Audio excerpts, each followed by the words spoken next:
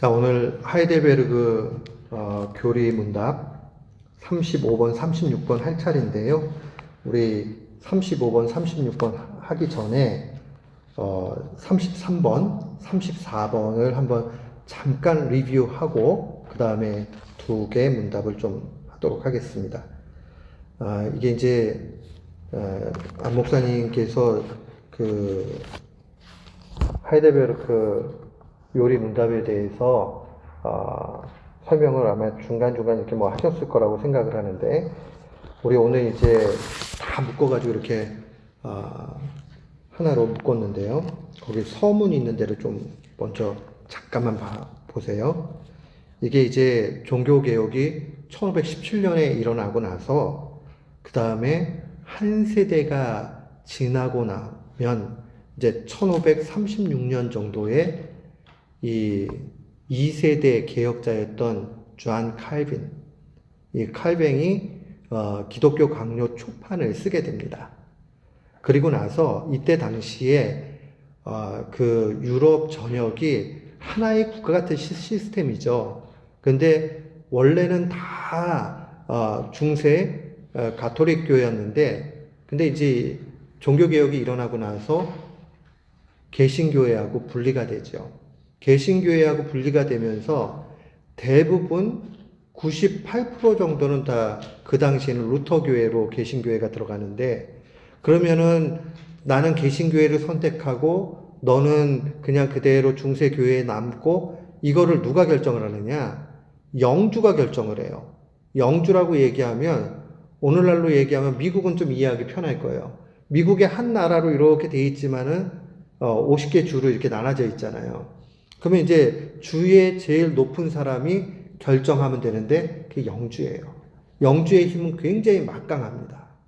그래서 영주들이 통치하고 하면서 나는 개신교의 신앙을 받아들이겠어, 이렇게 되면 그 밑에 있는 사람 다 개신교도들이 돼버리는 거예요.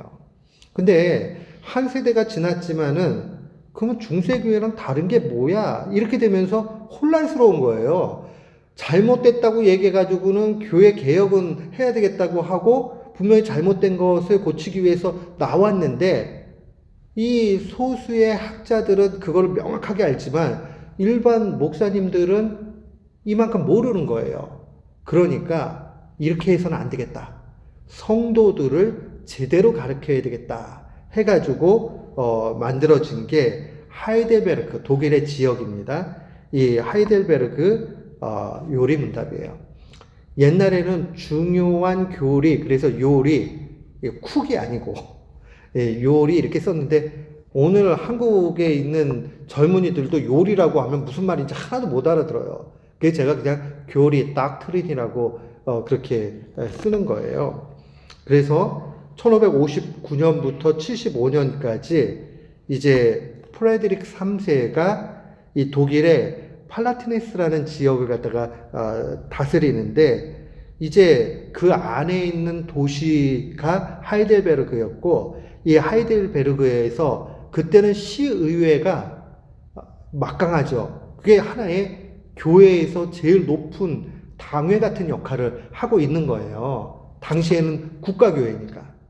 완전히 모두가 다 신앙인이니까. 그렇게 유지가 되고 있는데, 1563년도에 이걸 갖다가 프레드릭 3세가 요청을 하죠. 학자들한테. 야, 그러면 우리 뭘 가르쳐야 돼? 그래? 그러면 1년 52주 동안 목사들이 설교할 수 있는 그 내용들을 교리적으로 잘 정리를 해가지고 만들어줄게 라고 하면서, 여기에 이제 대표적인 사람은 두 사람이 나타나요. 우리가 우르시누스라는 분하고 또 하나는 올리비아누스라는 분이에요.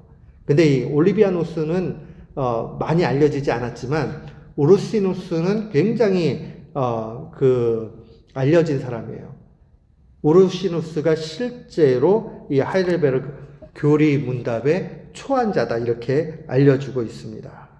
그래서 이제 1563년도에 시의회가 이 교리 문답서를 우리의 정통으로 받아들이겠다. 그래서 개신교회, 독일의 개신교회 믿는 사람들은 이 내용 알아야 되고 고백해야 된다. 그래서 52주로 정리를 했습니다. 그리고 그 유명한 도르트 총회에서 1619년에 이 인준을 해요.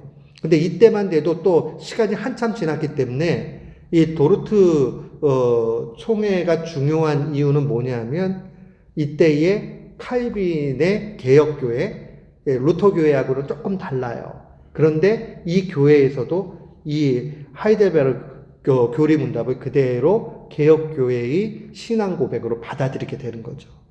그래서 하이델베르크 교리문답은 루터교회나 또 이 개혁교회, 칼빈의 전통을 따르고 있는 개혁교회나 모두 채택하고 있는 교리서다. 그 다음에 이제 영국을 중심으로 해가지고 나타나게 되는 게 웨스트민스터 신앙고백서예요. 두 개에는 큰 차이가 없어요. 중요한 내용들이 다 담아져 있습니다. 그래서 이게 1, 2년에 걸쳐서 만든 게 아니라 오랜 시간 연구를 하고 그냥 이거 우리가 믿어야 돼 하고 만드는 게 아니라 성경 내용을 압축하고 압축해서 오늘날의 성도들이 꼭 알아야 되는 내용들을 기록한 겁니다. 그래서 우리가 그걸 한 주 한 주 쭉 하는데 우리가 지금 35문 Q&A니까 35문부터 이렇게 하게 되는데요. 오늘 12페이지 한번 보세요. 13번째 주일. 우리가 이미 했던 겁니다. 이거 조금 잠깐 리뷰하고 그 다음에 하겠습니다. 문 한번 읽어볼까요? 우리들도 하나님의 자녀인데 예수님만 외아들이라고 불리는 이유가 무엇입니까? 이거 답을 읽으면서 우리가 머리에 쏙 이해가 되면 잘 공부를 한 거고요. 기억이 안 나면 지금 다시 한번 해봐야 됩니다. 같이 한번 앤서를 한번 읽어볼까요? 예수님만이 하나님의 영원하신 참 아들이기 때문입니다. 이 말을 한번 잘 볼게요. 영원이라는 말이 무슨 뜻이냐? 영원이라는 것은 시간의 제약을 받지 않는 걸 영원이라고 그래요. 영원 전부터 영원까지라는 말은 시간을 초월해 있다라는 얘기예요. 우리가 자꾸 놓치는 것 중에 하나가 뭐냐면 시간과 공간도 피조물이라는 걸 알아야 돼요. 하나님께서 시간을 만들어 주시고 공간을 만들어 주신 거예요. 하나님은 원래 시간의 제약을 받지 않고 영원 전부터 계셨던 거죠. 근데 피조물들은 시간과 공간에 제약을 받게 돼 있어요. 제가 여기 있으면서 집에 가 있을 수 있나요? 없죠. 공간의 제약을 받아요. 제가 2021년 12월 17일 날을 지나고 있으면서 그러면서 미래가 아니고서야 과거의 어떤 한 시점을 지나왔다 이렇게 얘기할 수 있지만 여기 있으면서 과거에 가 있을 수 있어요? 미래에 가 있을 수 있어요? 그건 성립 안 하죠. 뭐 예를 들어가지고 뭐 시차가 있어가지고 내가 2021년 12월 17일 날 캘리포니아에 있다가 오후 2시에 있다가 비행기 타고 빨리 와가지고 제트기를 타가지고 여기에 와가지고 그 시간에 있을 수 있다 하는 거는 시간의 그 상황에서는 말은 되지만 전체 시간을 놓고 보면 말이 안 되는 얘기죠. 성립하지 않아요. 사람은 시간과 공간의 제약을 받아요. 근데 영원하다라는 말은 하나님께만 쓸 수 있는 말이에요. 그러니까 하나님의 그 영원성, 그래서 영원하신 참 아들, 여기서 아들이라는 것은 아버지와 동일한 본질이냐, 그러니까 에센스, 서브스턴스, 이게 같냐, 이걸 다른 말로 이야기하면 이런 거예요. 하나님은 창조자잖아요. 근데 우리가 하나님과 똑같을 수 있어요? 우리가 창조했나요? 우리 피조물이란 말이에요. 그러니까 동일하지 않아요. 근데 예수님만이 시간과 공간의 제약을 받지 않는 영원하신 분이고 그 예수님만이 하나님과 똑같으신 분, 본질적으로 똑같은 분이기 때문에 그러기 때문에 참 아들이라고 얘기하는 거예요. 그러니까 왜 아들이라고 얘기하는 거예요? 영원한 참 아들은 한 분밖에 없어요. 예수님. 우리는 안 된단 말이에요. 피조물이고 시공간의 제약을 받으니까. 하나님과는 동일하지 않죠. 그렇기 때문에 우리는 어떠냐? 그 다음 우리의 상황을 얘기합니다. 시작. 우리들은 그리스도를 통하여 은혜로 말미암아 하나님의 자녀로 입양되었습니다. 대신 우리는 예수님 때문에 예수님을 통해서 예수 그리스도를 통하여 예수 그리스도를 통한다라는 말은 예수 그리스도가 우리의 구원자가 되셨으므로 죄 문제가 해결되니까 하나님과 나 사이에 끊어진 관계가 다시 reconciliation, 화해가 된 거예요. restore, 다시 회복이 된 거예요. 그래서 원래 우리는 하나님과 원수 관계였단 말이에요. 죄 때문에. 근데 죄가 없어지니까 좋은 관계가 됐어요. 그러니까 하나님이 우리를 adopt, 입양해 주셨어요. 입양하면 그 다음에 우리가 하나님 아저씨 이렇게 부르나요? 아니죠. 하나님 아버지 이렇게 부르죠. 예수님도 아버지라고 부르셨지만 그것은 영원하신 참 아들로서 외아들로서 그렇게 부르는 거고요. 우리는 예수님 때문에 adopt, 입양됐기 때문에 아버지라고 부르지만 그 내용이 조금 다르다 하는 것을 기억을 해야 됩니다. 그게 이제 33번째 문장의 내용이고요. 34번째 물음 한번 읽어볼까요? 시작. 예수님을 우리 주님이라고 부르는 이유는 무엇입니까? 신약 성경에 있어서 예수님에 대해서 고백하고 있는 수많은 내용들 가운데 제일 중요한 말씀을 하나로 딱 꼽으라면 이거예요. 주 예수 그리스도. 주라는 말은 주님이라는 얘기고 예수님이라는 말은 자기 백성을 구원하는 구원자라는 얘기고 그리스도라는 말은 기름 부음을 받은 메시아라는 얘기예요. 그러니까 주 예수 그리스도라 이렇게 이야기할 때는 나와의 관계에서 나는 예수님의 종이고 예수님은 나의 주인이다. 이런 얘기예요. 그리고 그분만이 구약에서 예언되어 왔던 유일하신 메시아이시고 그분은 나의 구원자이시고 그분이 나를 죄에서 해방시켜 주셨다. 그래서요, 많은 사람들이 얘기를 해요. 야, 너 구원받았냐? 라고 얘기했을 때, 나 구원받았어. 뭐로부터 구원을 받았느냐? Salvation from sin. 죄로부터 구원받았다. 이렇게 얘기하는 게 제일 정확한 말이에요. 그래서 거기 답을 한번 읽어볼까요? 시작. 예수님께서 금이나 은이 아니라 그의 보배로운 피로, 보배로운 피를 조금 어려운 말로 보혈 이렇게 얘기하죠. 보혈로 우리를 죄와 마귀의 권세에서 해방시켜 주셨으며 죄와 마귀의 권세, 마귀의 권세는 뭐예요? 아주 단순해요. 이 땅에 있어서 우리를 죄짓게 만드는 것이고 우리를 지옥불에 떨어뜨리는 게 마귀의 권세예요. 근데 거기로부터 해방시켜주고 우리의 전체라고 얘기하는 거는 같이 읽어볼까요? 몸과 영혼을 자신의 소유로 삼으셨기 때문입니다. 우리가 구원받을 때 영혼만 구원받나요? 아니요, 우리 육체도 구원받아요. 그래서 나중에 주님이 이 땅 가운데 오시게 되면 무덤 속에 잠자르던 자가 다시 일어난다고 그러잖아요. 신비롭게. 살아있는 사람은 살아있는 대로, 또 죽어있던 사람들은 무덤 속에서 다 그 육체가 다 합체가 돼가지고 나타나가지고 예수 그리스도의 백보자 심판을 받게 돼요. 심판을 받아서 그때는 완전히 이제 천국과 지옥의 그런 상황들이 딱 갈라지게 되는 거죠.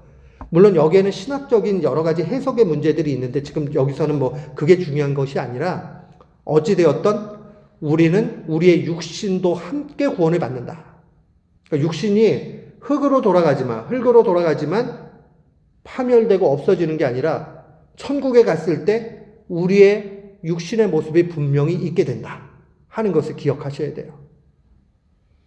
그러니까 이 육신의 모습이 어떤 모습으로 나타날지는 아무도 몰라요.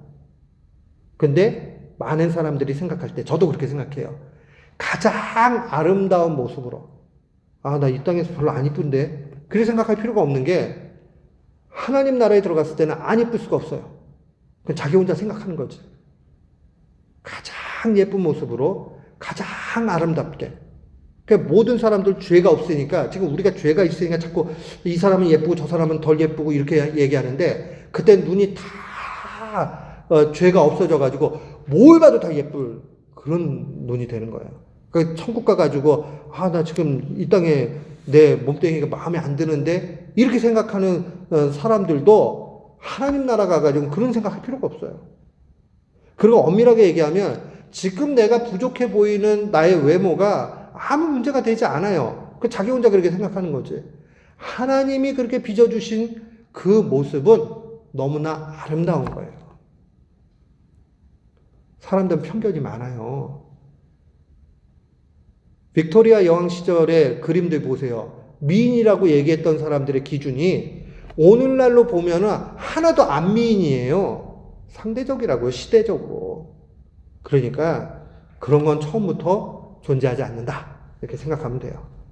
그래서 우리 예수님은 우리 주님이라고 하는 이유는 나의 주인이 되셔서 나의 모든 것을 자신의 소유로 삼으셨다. 자신의 소유로 삼으셨다는 얘기는 예수님이 주인이시고 예수님이 주인 되셔서 나의 육신과 영혼을 구원하신다. 그런 뜻을 가지고 있다는 걸 기억해야 됩니다. 그 다음에 이제 오늘 14번째 주일 35번 물음이에요. 이건 조금 이따 하고요. 제가 핸드아웃 나눠드린 것 통해서 조금 이야기를 하려고 합니다. 우리는 사도신경 고백을 할 때 예수님이 성령으로 잉태되셨다라고 이렇게 고백을 합니다. 요때 두 가지를 기억을 해야 돼요. 첫 번째로는요, 이 땅에 실제로 살아계셨던 예수님은 하나님과 동등하신 분이다. 동일하신 분이다. 그거를 갖다가 분명히 믿음으로 고백을 해야 돼요. 그러니까 예수님이 하나님이라는 사실을 분명히 믿어야 돼요. 그에게는 신성과 인성이 있었는데 눈으로 보이는 건 인성이었어요. 그러나 예수님은 신성도 함께 갖고 계셨다. 사람들이 자꾸 이런 얘기를 해요. 그게 어떻게 가능하냐? 우리의 생각이 이해를 못하는 것이고 설명을 못하는 것이지 왜 가능하지 않아요? 쉽게 보세요. 바람을 이렇게 불었는데 바람 보여요? 안 보여요. 그러나 바람을 느낄 수 있죠. 하면 시원해요. 마이크에 대고 하면은 울려요. 소리도 가지고 있고 느낌도 가지고 있고 다 가지고 있어요. 그러나 눈에는 안 보여요. 그럼 없나요? 있어요. 사람에게 영혼이 있어요. 철학자들도 연구해 보니까 사람은 영혼이 있더라. 이렇게 보는 사람들이 대부분이에요. 그러면 육체와 영혼이 어떻게 결합되어 있죠? 아무도 설명 못해요. 예수님이 마치 그래요. 신성과 인성이 어떻게 같이 있지? 우리의 짧은 머리로 이해를 못하는 것이고 우리의 논리로 설명을 못하는 것이지, 예수님은 믿음의 눈으로 보니까 신성과 인성, 디비니티와 휴메니티 두 가지 모두를 갖고 계신다. 그런데 특별히 이 땅에 계셨던 예수님이 하나님이시다 라는 것을 고백하는 것이 예수님은 성령으로 잉태하셨다 하는 첫 번째 믿음이에요. 두 번째는요, 이 땅에 실제로 계셨던 갈릴리에서 활동하셨던 예수님, 그 예수님은 메시아이다 라는 고백이에요. 성령으로 잉태하사 라는 말 속에는 그러한 의미를 가지고 있어요. 성령으로 잉태했기 때문에 자연 발생적인 출생과 다르고, 그러니까 하나님이시고, 이것은 구약 메시아의 예언에 대해서 그대로 성취된 내용이에요. 누가복음에 보면 천사가 이렇게 알려주죠. 누가복음 1장 35절 한번 찾아보세요. 우리 핸드아웃에도 있습니다. 우리 한번 같이 읽어볼까요? 천사가 대답하여 이르되 성령이 네게 임하시고 지극히 높으신 이의 능력이 너를 덮으시리니 이러므로 나신 바 거룩한 이는 하나님의 아들이라 일컬어지리라. 거룩하신 이게 이제 구약의 예언서에 보면 거룩하신 이라는 말이 언제나 여러 번 예언서에 나와요. 그때 거룩하신 이는 메시아를 표현하는 말이에요. 그 메시아가 하나님의 아들이라 일컬음을 받는다. 그러니까 지금 천사가 나타나가지고 마리아에게 얘기해 주는 거예요. 자, 성령이 너한테 임할 것이고, 그걸 이제 성령으로 잉태하는 걸 얘기하는 거죠. 지극히 높으시니 하나님이죠. 그 하나님의 능력이 성령을 통해 가지고 내게 임하게 된다. 성령으로 잉태하게 된다는 거죠. 그것이 뭘 의미하느냐? 거룩하시니 메시아는 하나님의 아들이라 일컬음을 받는다라는 그러한 예언의 말씀이 그대로 이루어지는 거야 라고 말씀해 주시는 겁니다. 예레미야도 동일한 그러한 예언을 했죠. 예레미야 23장 5절로 6절 말씀, 우리 한번 다윗의 후손으로 오신다라는, 다윗의 혈통은 어디 혈통이에요? 유다 혈통이죠. 그리고 유다 지파 가운데서 다윗 지파의 후손으로 예수님이 오시게 되죠. 그래서 마태복음 보게 되면 예수님의 족보가 쭉 나오잖아요. 거기 보면 예수님이 이 다윗의 혈통으로 오신 게 분명히 나타나죠. 23장 5절로 6절 예레미야 한번 같이 읽어봅시다. 여호와의 말씀이니라. 보라, 때가 이르리니 내게 다윗에게 한 의로운 가지를 일으킬 것이라. 그가 왕이 되어 지혜롭게 다스리며 세상에서 정의와 공의를 행할 것이며 그의 날에 유다는 구원을 받겠고 이스라엘은 평안히 살 것이며 그의 이름은 여호와 우리의 공이라 일컬음을 받으리라. 이게 엄청난 메시지예요. 다윗에게 한 의로운 가지. 의로운 가지라는 거는 브랜치죠. 가지라는 말이요. 나무가 있고요. 다윗의 혈통 가운데 하나가 나오는데 그 분이 의로운 분이다. 그 의로운 분은 왕이 된다. 그가 왕이 될 때는 유다는 구원을 받겠고, 유다는 어디를 뜻해요? 남쪽 유다. 팔레스틴이 이렇게 있어가지고 이스라엘 땅을 얘기하면 남쪽 유다를 얘기하는 거예요. 남유다는 구원을 받겠고 북쪽 이스라엘은 평안히 살 것이다. 구원받는다는 말이나 평안히 살 것이라는 말이나 시적인 표현이에요. 대꾸법이에요. 똑같은 말이에요. 그리고 남쪽 유다, 북쪽 이스라엘 전체를 가리키는 말이에요. 이스라엘은 구원받는다. 그의 이름은 여호와.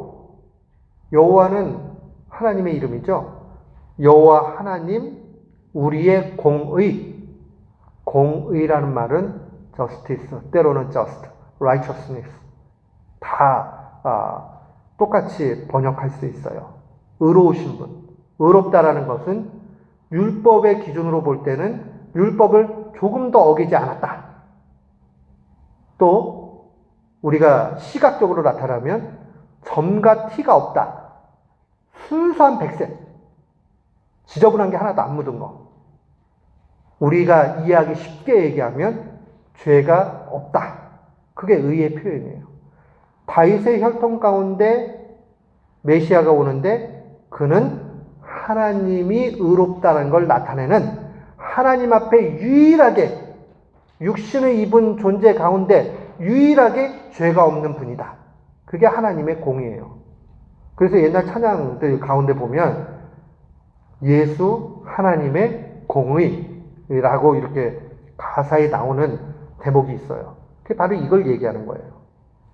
요 얘기를 사도 바울은 로마서 1장 17절에 동일하게 기록을 합니다. 같이 한번 읽어볼까요? 복음에는 하나님의 의가 나타나서 믿음으로 믿음에 이르게 하나니 기록된 바 오직 의인은 믿음으로 말미암아 살리라 함과 같으리라. 하나님의 의는 예수 그리스도라고 얘기했어요. 복음 가운데 하나님의 의 예수 그리스도가 나타나게 되고, 오직 의인이라는 것은 예수 그리스도 하나님의 공의를 믿는 사람이에요. 메시아로 고백하는 사람이에요. 이 사람은 믿음으로 고백할 수 있는 거예요. 믿음으로 고백하니까 그 사람은 구원받는다. 다 성령으로 잉태하사라고 고백할 때마다 두 가지 꼭 기억해야 돼요. 예수님은 100% 하나님이시고 100% 사람이신데 그는 하나님과 동일 본질이시다. 두 번째는 예수님은 메시아가 정확히 맞다 하는 이 두 가지를 분명히 믿어야 됩니다. 그 다음에 두 번째, 동정녀의 몸을 통해서 나셨다. 동정녀 마리아에게 나시고 라고 고백할 때에 우리는 두 가지를 기억을 해야 돼요. 첫 번째는 마리아의 몸을 빌려서 나셨지만은 예수님은 죄가 없으시다. 죄는 유전이 돼요. 죄는 유전이 돼요. 그래서 콩 심은 데 콩이 나고 팥 심은 데 팥이 나는 것처럼 죄인이 자연 출생적으로 아이를 낳으면 그 아이는 선천적으로 죄인으로 태어나요. 원죄는 유전이 돼요. 그리고 그 원죄에서 수만 가지 죄악이 나타나게 돼요. 그래서 우리가 세례문답할 때 그런 얘기하죠. 죄는 몇 종류가 있습니까? 죄는 두 종류가 있습니다. 하나는 원죄가 있고 하나는 자범죄가 있습니다. 원죄라는 말은 아담이 범죄하니까 아담의 자연 발생적인 출생에 의해서 태어난 그러한 사람들에게는 원죄가 유전이 되고, 그 유전된 원죄로 말미암아 온갖 각각의 자기의 죄,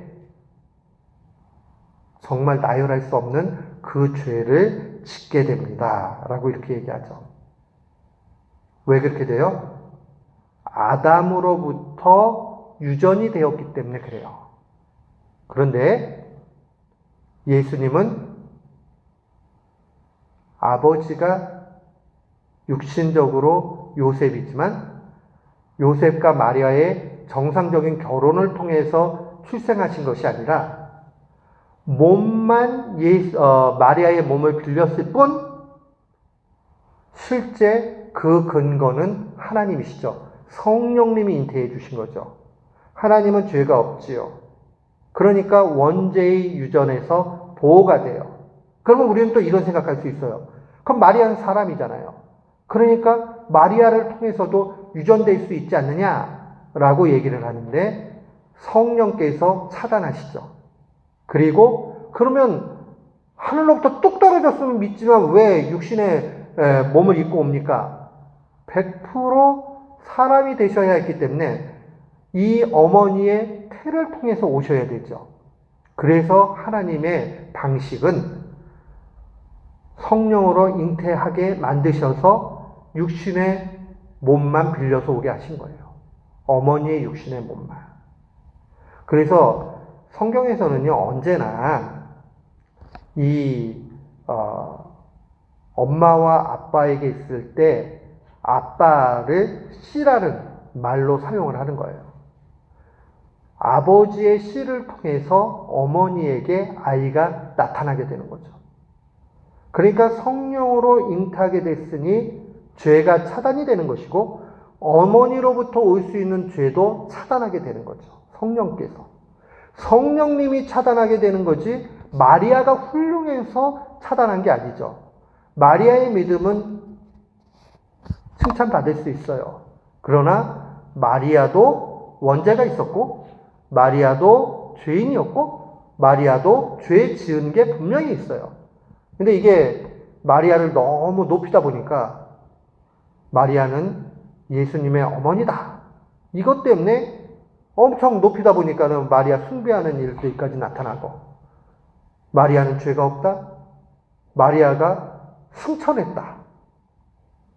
그런 믿음도 갖고 있는 거예요. 다 잘못된 거죠. 마리아는 존중받을 수 있고 또 존경받을 수는 있을지 몰라도 마리아는 숭배받거나 예배의 대상이 아니다. 우리의 예배의 대상은 오직 삼위일체 하나님이다 하는 것을 기억해야 됩니다. 그래서 성령께서 잉태케 하심으로 죄의 오염, 부패, 또 타락으로부터 완전히 차단되게 그렇게 만들어 주셨다. 그래서 히브리서 4장 15절 말씀이 너무 중요해요. 우리 한번 같이 읽어볼까요? 우리에게 있는 대제사장은 우리의 연약함을 동정하지 못하는 이가 아니요 모든 일에 우리와 똑같이 시험을 받으신 이로되 죄는 없으시다. 예수님 우리와 똑같다라는 게 동정녀 마리아의 몸을 빌려서 나타났다는 것에 담겨 있어요. 보세요. 만약에 예수님도요, 우리가 바늘로 꼭 이렇게 찌르면 피도 나고 아픈 것처럼 예수님 육체도요, 바늘로 꼭 찌르면 피도 나고 아프세요. 그래서 실제 십자가에 달려 돌아가실 때에 그 육체적 고통과 아픔과 슬픔은 이루 말할 수 없어요. 혼미해지고 정말 고통의 그 참혹함을 그대로 다 경험하신 거예요. 그래서 구약에 능통했던 히브리서 기자는 쓰기를 그분은 우리를 동정 못하시지 않는 분이 아니다. 옛날 성경에는 치유하지 않는 분이 아니요. 근데 이제 저는 이 치유라는 말이 참 그 마음에 와닿아요. 이게 심패티 동정인데 원래 이 심패티라는 말이 마음을 포겠다 이런 뜻이에요. 그릭 단어 자체가. 그러니까는 한국말로 얘기하면 이심전심이란 말이 있죠. 마음과 마음이 말을 안 하는데도 딱 통할 때 야, 이심전심이야. 그냥 마음이 그대로 전달될 때 이심전심 그런 말 쓰잖아요. 그런 거예요. 예수님이 우리가 슬프고 외롭고 고통스럽고 너무 힘들 때에 모르는 분이 아니라 똑같이 우리와 동일한 육체를 갖고 계시기 때문에 우리의 고통을 그대로 다 아신다는 거예요. 그런데 그분은 우리와 다른 점이 있다면 죄가 없으시다. 죄를 지으신 적이 없다. 죄의 오염으로부터 차단되신 성령으로 잉태하신 분이다 하는 것을 기억해야 되죠. 그러면서 두 번째로 기억해야 되는 건 이것도 마찬가지예요. 메시아는 이런 분이 오셔 라고 700년, 750년 전에 예언했는데 700년 전 예언 가운데 이사야가 이런 얘기를 해요. 유명한 말씀이죠. 보라, 처녀가 잉태하여 아들을 낳을 것이요 그 이름을 임마누엘이라 하리라. 임마누엘은 번역하면 뭐죠? 하나님이 우리와 함께 계시다. 하나님이 우리와 함께 계시다. 예수님의 또 다른 이름이에요. 예수님께서 처녀의 몸을 통해서 오신다. 굉장히 놀랄만한 일인데 그게 그대로 일어나죠. 하나님의 이 구원의 플랜 가운데서 이제 때가 되면 아들을 한 여인의 몸을 통해서 이 땅으로 보내신다 하는 것이 예언으로 드러나 있고 그 예언이 그대로 성취하게 되죠. 그래서 우리가 성령으로 잉태하고 동정녀 마리아에게 나셨다라고 고백할 때는 구약의 성취 가운데 온 거고 그 하나님은 예수님은 하나님이시면서 동시에 우리를 그대로 이해하실 수 있는 육신의 몸을 가지고 오셨다. 다만 죄가 없으시다. 그래서 이 35번째 고백을 할 때 성령으로 잉태하사 동정녀 마리아에게 나시고 라고 할 때는 꼭 세 가지를 기억해야 돼요. 100% 하나님이시다. 100% 인간이시다. 그런데 죄는 없으시다. 구약에 예언되어 있는 메시아 그대로 성취되어 오셨다. 요 세 가지. 100% 하나님, 100% 인간인데 죄 없으시다. 예언대로 오셨다. 요 세 가지를 꼭 기억을 하셔야 돼요. 그 내용이 35번째 문장입니다. 우리 35번째 한번 찾아서 한번 읽어볼까요? 거기 나와있죠?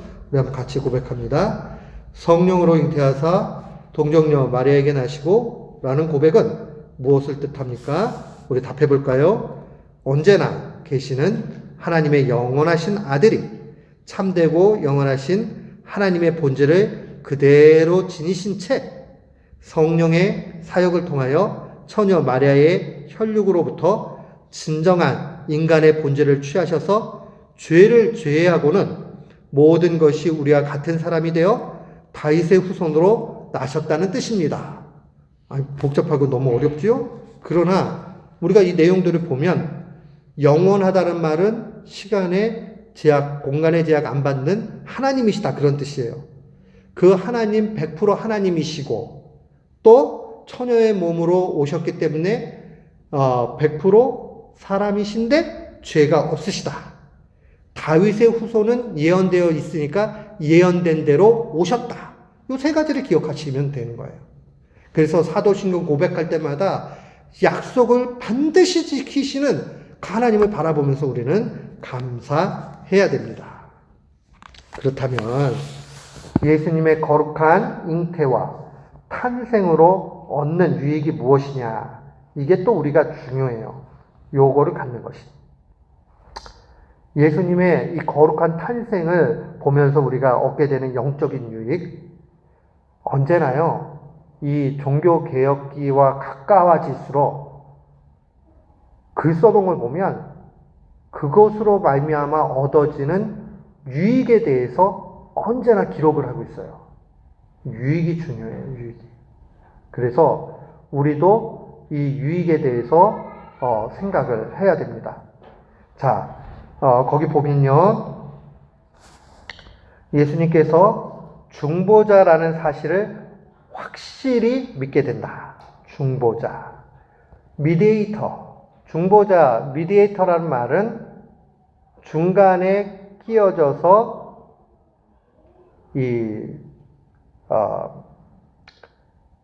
가운데서 역할을 수행하는 걸 중보자라고 얘기하죠. 그러니까 가운데서 뭔가 양쪽 간에 거래가 있으면 거래가 잘 이렇게 될 수 있도록 해주시는 분이 중보자예요. 그런데 중보자가 되기 위해서는 하나님이시면서 인간이셔야 되죠. 한쪽에 치우치면 안 되니까. 하나님만 되시면은 하나님의 입장만이 드러날 것이고, 인간의 상황들이 되면 인간의 제한성에만 머무를 거예요.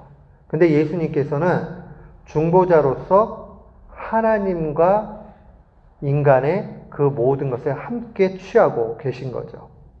그래서 우리 거기 히브리서 7장 26절 말씀 한번 같이 읽어봅니다. 시작. 이러한 대제사장은 우리에게 합당하니 거룩하고 악이 없고 더러움이 없고 죄인에게서 떠나 계시고 하늘보다 높이 계시니라. 여기 이제 거룩하고 악이 없고 더러움이 없고 죄인에서 떠나 계시고, 이것은 인성. 근데 하늘보다 높은 분, 하늘 보좌에 계신 분, 하나님이란 뜻이죠. 신성. 그러니까 중보자는 신성과 인성이 다 있으셔야 돼요.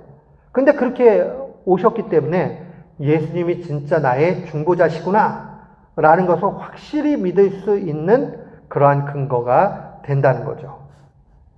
그리고요, 이 중보자 때문에 우리의 믿음이 확고해져요. 유일하신 중보자 예수 그리스도를 통해서 하나님 앞에서 의롭다 하심을 얻게 된다는 위로를 받아요.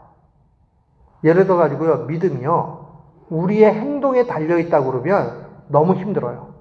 내가 믿음이 좋을 때는 구원받은 것 같은데 내가 믿음이 약해지면은 구원을 못 받은 것 같아요. 내가 착한 일을 할 때는 구원받은 것 같은데 내가 죄 지으면 구원 못 받은 것 같아요. 자꾸 이런 생각이 든단 말이에요. 그러나 우리의 대제사장 되신 중보자 되신 예수 그리스도를 온전히 믿고 있으면 주님께서 그의 의로우심을 우리에게 옷 입혀주세요. 보세요. 제가요, 지금 옷을 딱 이렇게 잘 양복 입었어요. 근데 제 속옷이 새 속옷인지 입던 건지 여러분들 아세요? 알면 이상하죠. 당연히 몰라요. 뭐 가까이 가서 냄새를 맡아보면 좀 알까? 거의 그럴 확률이 없죠. 그런 거예요. 우리는 죄 많고 헛 많고 티 많고 잘못돼가지고 오래된 속옷을 입은 사람 같은 게 우리의 본질일지 몰라도 예수 그리스도의 의가 우리에게 깨끗한 옷을 입혀주시는 거예요. 그래서 그리스도의 의가 우리를 덮어주셨다라는 표현이 성경에 나오는 거예요. 우리의 본질은 아직 변하지 않았어요. 그래서 죄를 짓기도 해요. 그러나 우리 하나님은 딱 보실 때에 너 예수님 옷 입었어? 안 입었어? 그것만 보신다고요. 그럼 예수님 옷은 누가 입느냐? 믿음으로 예수님을 믿는 사람은 예수님 옷을 입는 거예요. 그 가장 큰 증거가 뭐냐? 내가 마음속에서 확신해가지고 예수님이 나의 아빠, 아버지 되신다 라고 온전히 고백할 수 있는 사람은 구원받은 거예요. 왜요? 예수님이 우리의 중보자 되시기 때문에 그래요. 그런데요, 놀라운 일이 있어요.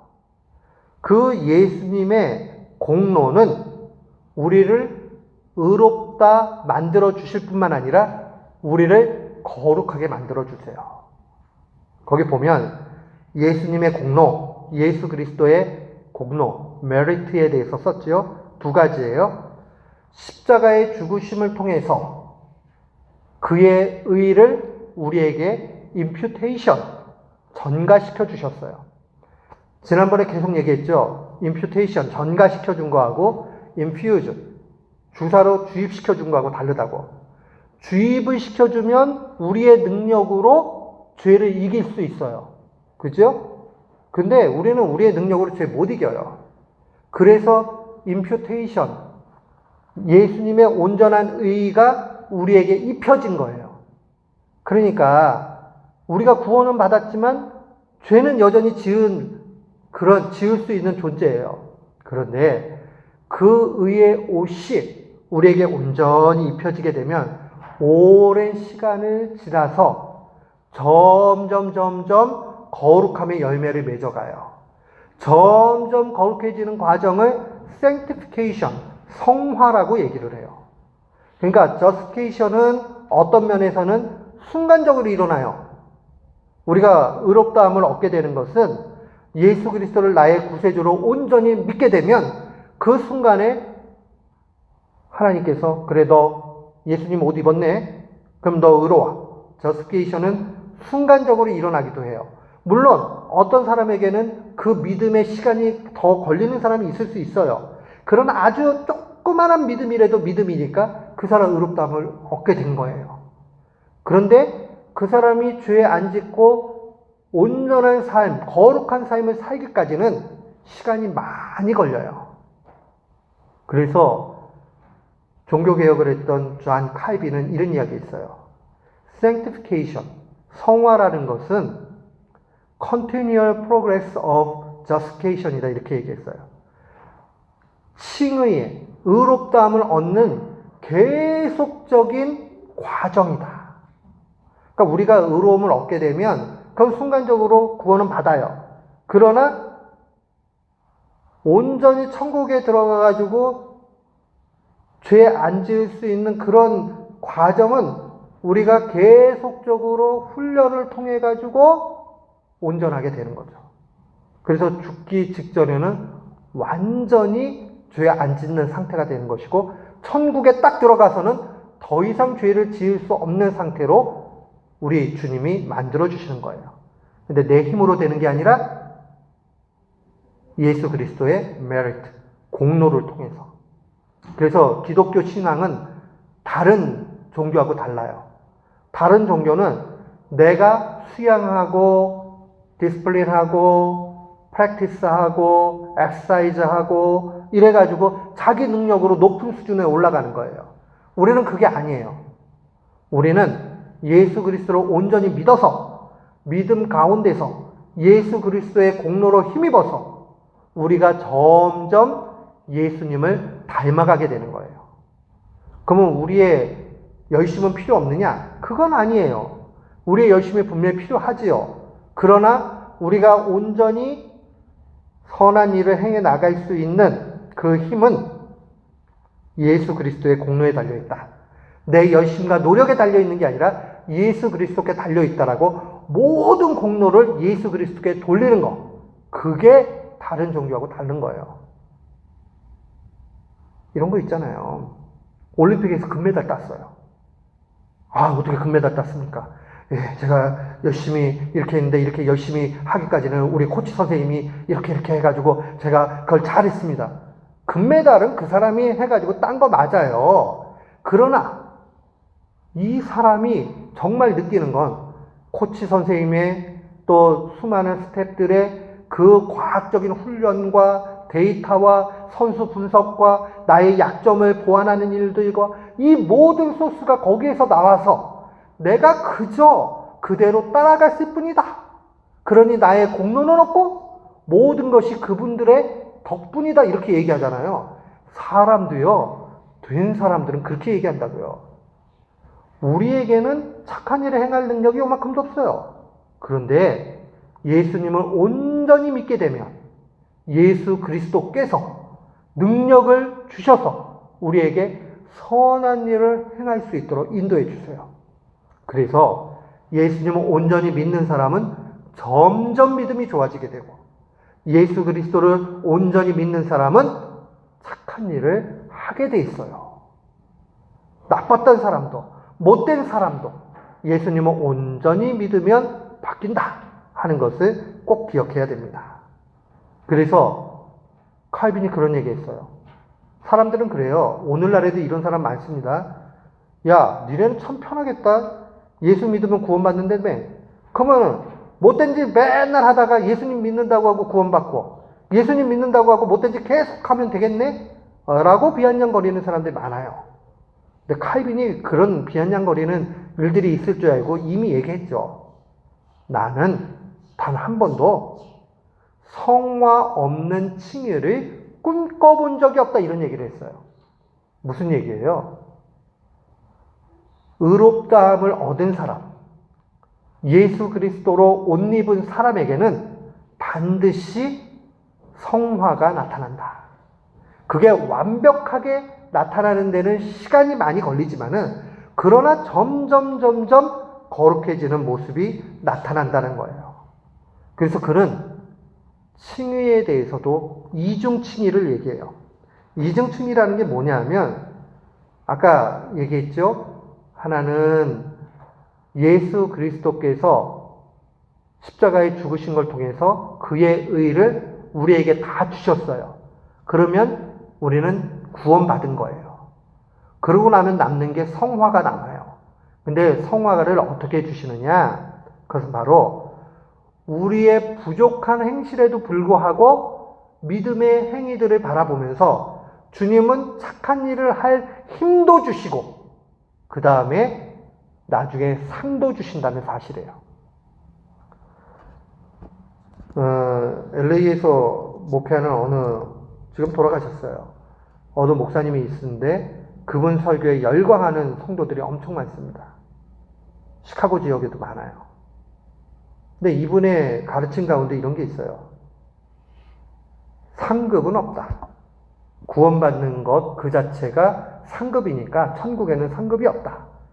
그렇게 상급을 만든 것은 사람들이 만든 거다. 아니, 이 땅 가운데서도 계급이 나눠지고 또 계층이 나눠지는 게 아픈 일인데 굳이 천국의 그 좋은 곳에도 그렇게 나뉘는 게 말이 되느냐 이렇게 얘기하는데 그렇지 않아요.